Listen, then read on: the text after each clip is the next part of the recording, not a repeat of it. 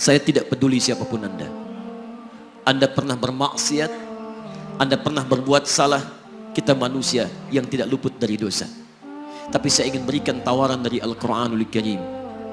Quran surah keempat An-Nisa ayat 100, posisi paling kiri sebelah bawah.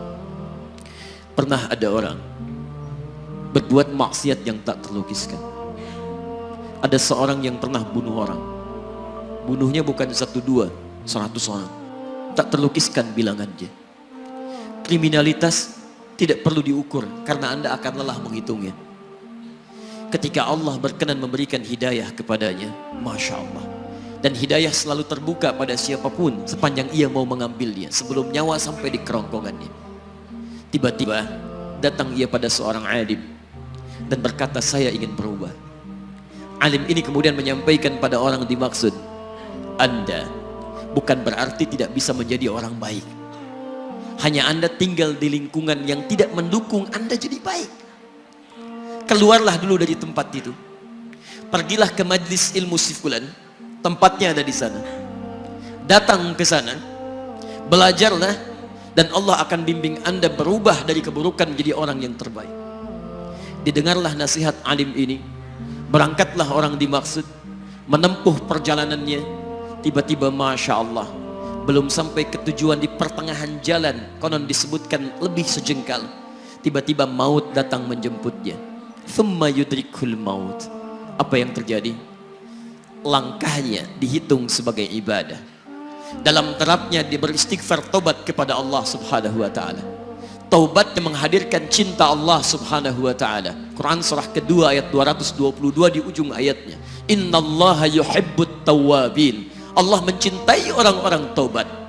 Dan cinta Allah menghadirkan ampunan bagi seluruh dosanya. Quran surah ketiga Ali Imran ayat 31, paling kiri sebelah atas.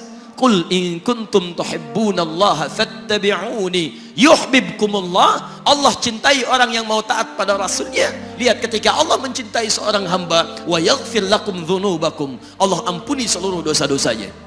Derap langkahnya menghadirkan istighfar, taubatnya menghadirkan cinta Allah menghadirkan seluruh ampunan bagi dosa-dosa yang ia miliki.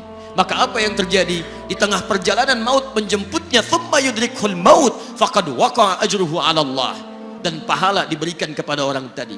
Di jalan, maaf, maut datang, taubat diterima, dosa diampuni, dan amalan didapati dengan derap langkahnya.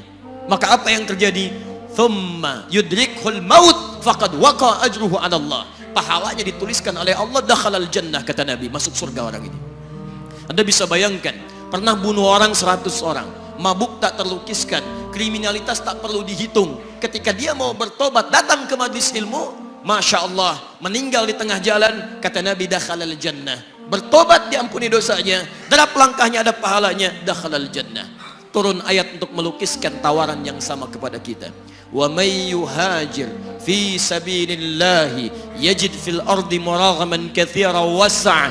Siapapun yang mau berubah kembali pada ketentuan jalan Allah, kalau dia masih punya batas-batas kehidupan, kami akan berikan kelapangan di sisa hidupnya dan kelimpahan-limpahan kenikmatan selama dia hidup.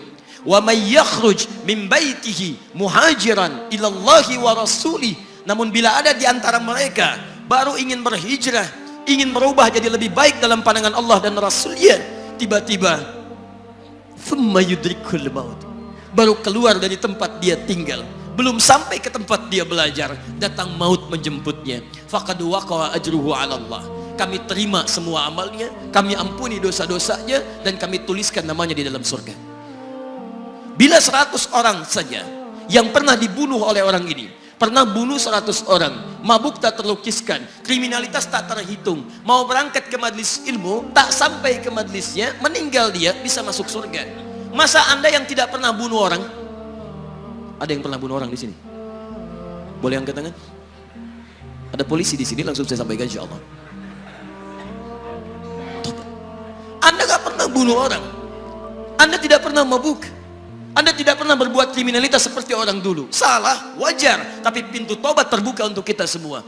Masya Allah, bedanya dengan orang tadi belum sampai ke majlis ilmu, Anda sudah hadir di dalamnya, langsung di rumah Allah, diberikan tempat yang terbaik, dan kita akan belajar.